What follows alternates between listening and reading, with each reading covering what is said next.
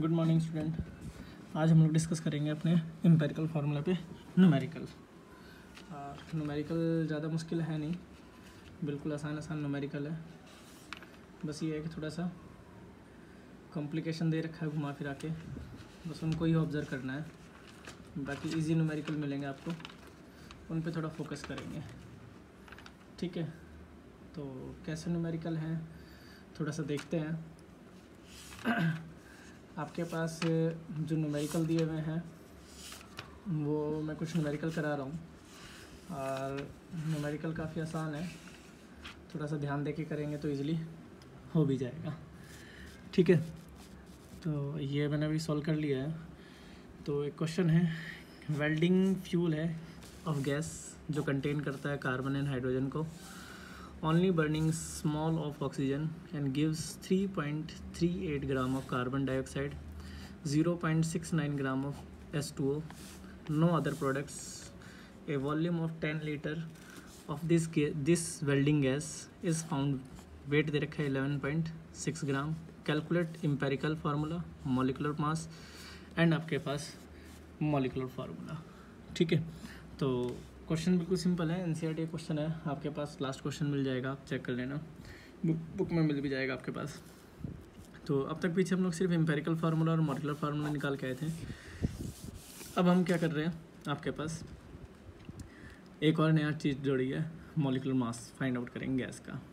तो इन्होंने क्या रखा है कि भाई जो वेल्डिंग फ्यूल है वो कंटेन करता है कार्बन और हाइड्रोजन, ठीक है।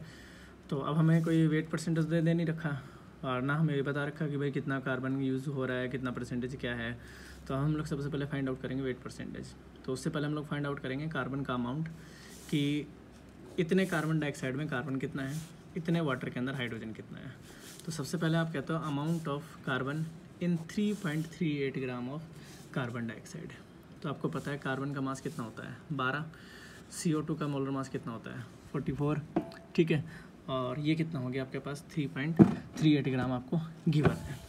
फिर आप आगे चलते हो तो इसको मल्टीप्लाई करते हैं, क्रॉस मल्टीप्लाई करते हैं, तो आपके पास क्या आता है 0.9128 ग्राम। आगे चलते हो तो आपसे कहता है कि अमाउंट ऑफ हाइड्रोजन निकालो आप, किसके अंदर, कहता है कि आपके पास 0.69 ग्राम ऑफ वाटर। अब 0.69 ग्राम ऑफ वाटर अगर हम लोग फाइंड आउट करते हैं किसके लिए, हाइड्रोजन कितना होगा वाटर के अंदर, तो हम लोग निकालते हैं कि भाई हाइड्रोजन का 2 हाइड्रोजन एटम है, तो 2 का मास कितना हो गया 2, और मोलर मास ऑफ वाटर 18, और ये कितना हो गया आपके पास 0.690।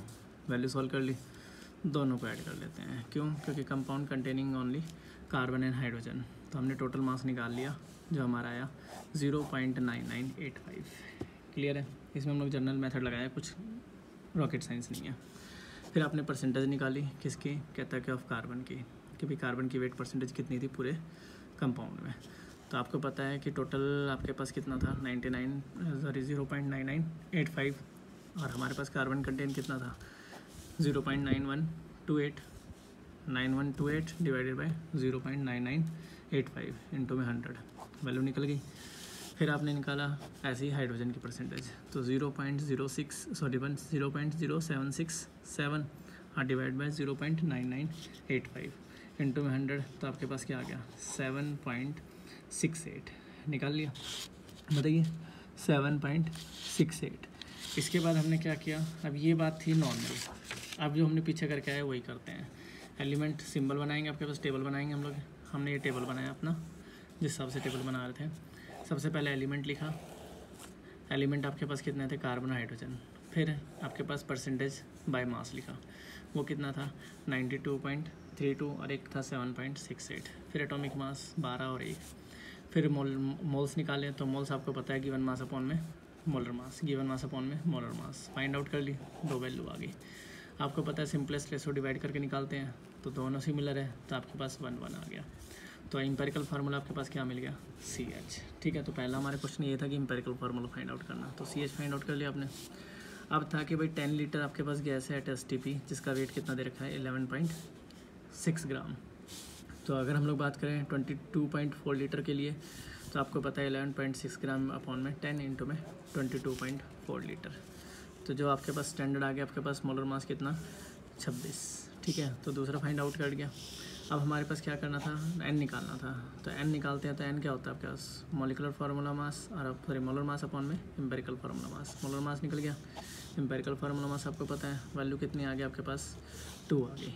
ठीक है, मुझे क्या फाइंड आउट करना था अब यहाँ पे, मुझे फाइंड आउट करना था मोलर मास। तो आपको पता है कि molecular formula is equal to n into में क्या था, एम्पेरिकल फार्मूला। तो n आपके पास 2 आ गया और एम्पेरिकल फार्मूला आपके पास कितना था, 13।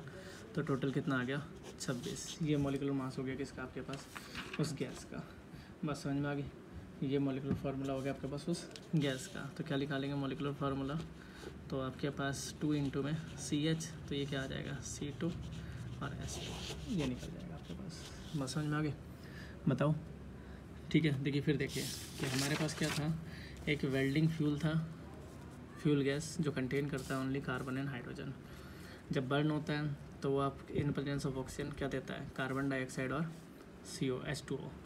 तो और कोई अदर कंपाउंड नहीं देता। 10 लीटर के अंदर आपके पास जो फाउंड मिलता है वेट, वो कितना होता है, 11.6 ग्राम। तो हमें फार्मूला कैलकुलेट करना था एम्पेरिकल, मॉलिकुलर और मोलर मास ऑफ गैस। तो सबसे पहले आपने अमाउंट ऑफ कार्बन का पता लगाया भाई, CO2 में कार्बन कितना प्रेजेंट होगा, तो हमने पता लगा लिया भाई 12/44 इंटू में 3.38। ऐसे हमने हाइड्रोजन का पता लगाया, तो हाइड्रोजन का आपने देख लिया, हाइड्रोजन के 2 आइटम है तो 2 का molar mass 2 divided by 18, water का मोलर मास इंटू में दिस। तो ये अमाउंट ऑफ क्या निकल गया आपके पास, ये निकल गया मेरे पास कार्बन, ये निकल गया हाइड्रोजन। मेरे को परसेंटेज निकालनी थी। परसेंटेज कैसे निकालते हैं, टोटल। भाई मेरी परसेंटेज कितनी आई +2 के अंदर या 10th के अंदर, सर आपके पास 600 में से 300 नंबर आए, तो 300 डिवाइडेड बाई 600 इंटू में 100। तो हमने क्या किया यहाँ पे, भाई जितना अमाउंट आपके पास गिवन था, गिवन टोटल इंटू में 100, गिवन टोटल इंटू में 100 आ गया। दोनों का अमाउंट निकाल लिया। दोनों की परसेंटेज निकालने के बाद हम कहाँ पहुँच गए, टेबल में। दोनों का हमने टेबल बनाया, दोनों का अमाउंट लिखा, mass, percentage substance, atomic mass, moles निकाल लिए, सिंपलेस्ट रेशियो निकाल लिया। सबसे पहला वर्ड एम्पेरिकल फार्मूला।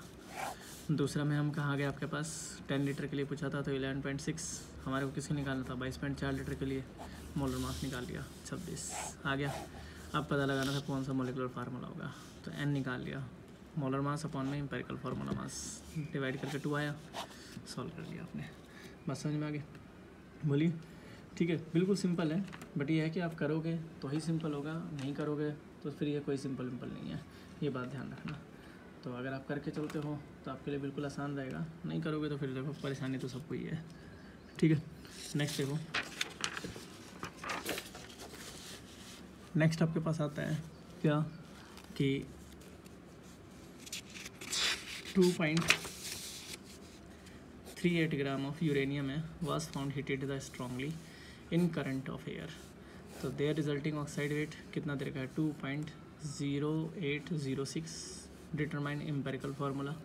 ऑक्साइड का एटॉमिक मास दे रखा है, यूरेनियम का और ऑक्सीजन का, तो आई थिंक निकाल सकते हैं। तो पहली बात है हमारे पास क्या दे रखा है, सिर्फ यूरेनियम का दे रखा है, ऑक्सीजन का हमें निकालना पड़ेगा। तो हम लोग कैलकुलेट करते हैं परसेंटेज ऑफ यूरेनियम और ऑक्सीजन, पीछे की तरह, by percentage of uranium and oxygen. ठीक है, तो करिए कैलकुलेट। तो आपको पता है कि भाई आपके पास 2.806 ये दे रखा है। तो ग्राम ऑफ ऑक्साइड कितने मिलेंगे आपके पास, कंटेन द यूरेनियम, तो मेरे पास पता है 2.38 ग्राम दे रखा है। ठीक है, परसेंटेज निकाल लो, तो गिवन ये टोटल ये इंटू में 100 कितना आ गया, 84.32। तो ये तो यूरेनियम हो गया, 100 में से घटा दो, क्या निकल जाएगा, ऑक्सीजन निकल जाएगा। कितना है, 15.18। तो ये तो ऑक्सीजन का हो गया और ये यूरेनियम का हो गया। ठीक है, तो मेरे पास क्या है, वही एलिमेंट, टेबल बना लो। आपके पास सबसे पहले एलिमेंट लिखेंगे सिंबल, तो यूरेनियम और ऑक्सीजन। फिर आपके पास क्या लिखना है, इसका वेट परसेंटेज, ये percentage of mass, percentage of mass कितना था आपके पास, एक का दे रखा है 84.32, एक का दे रखा है 15.18।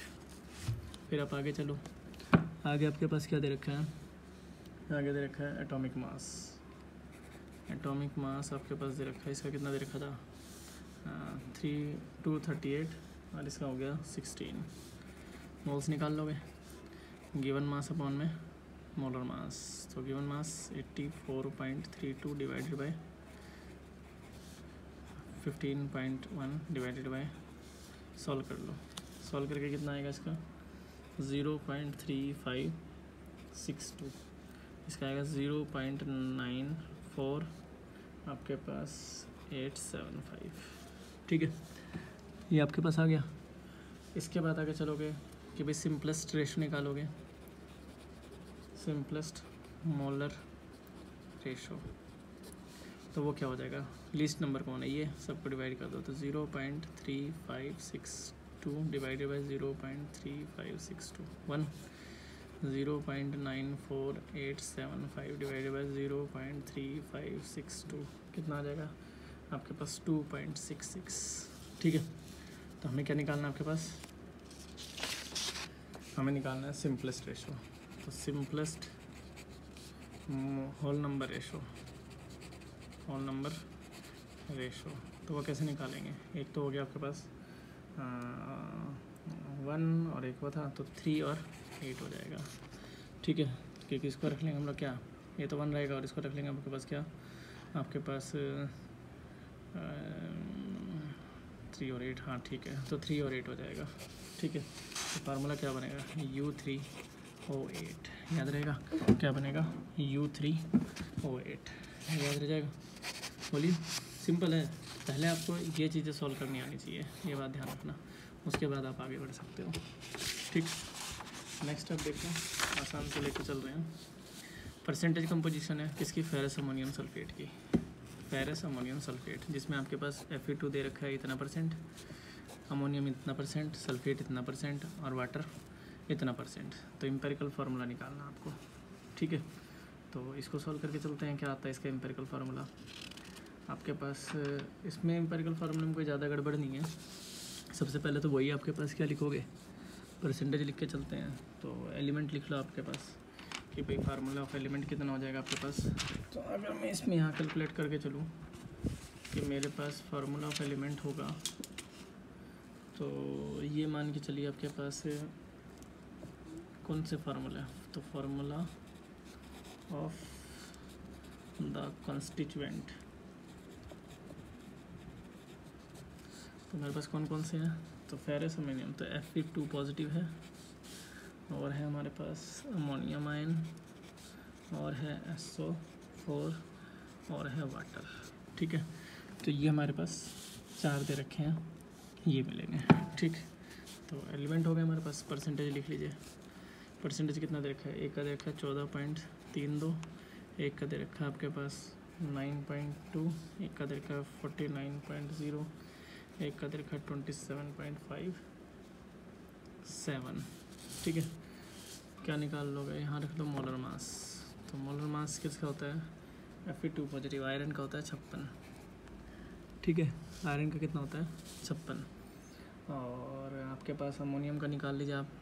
नाइट्रोजन का कितना हो गया, 7 दूनी 14, 14 और 4 18, और इसका निकाल लीजिए सल्फेट का 96, और इसका निकाल लीजिए वाटर का 18।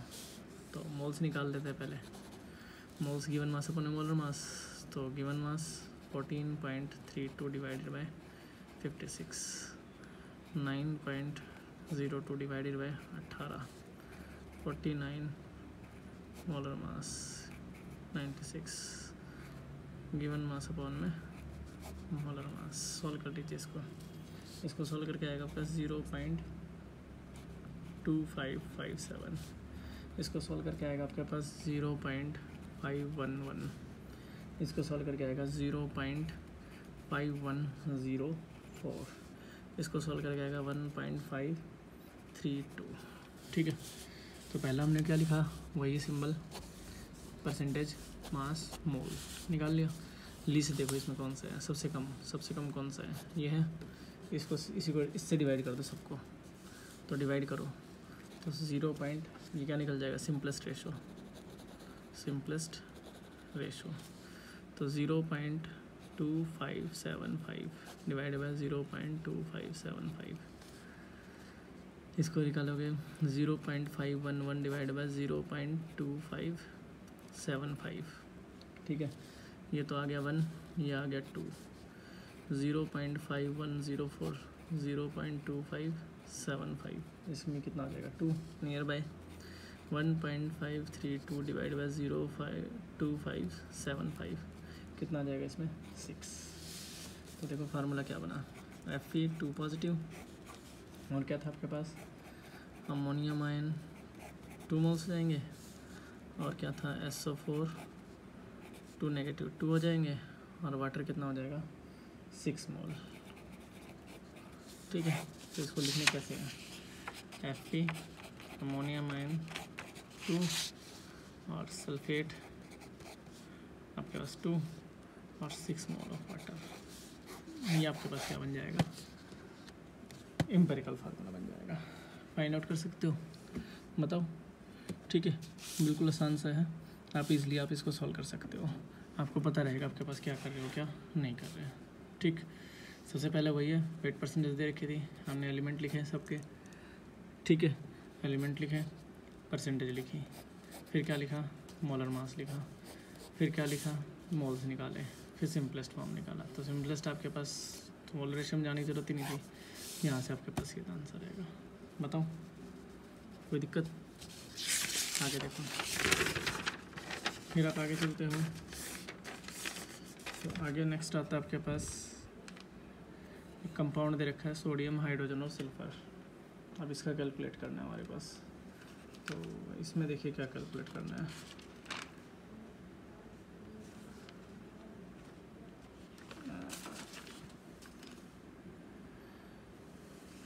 अब कंपाउंड कंटेनिंग है क्या,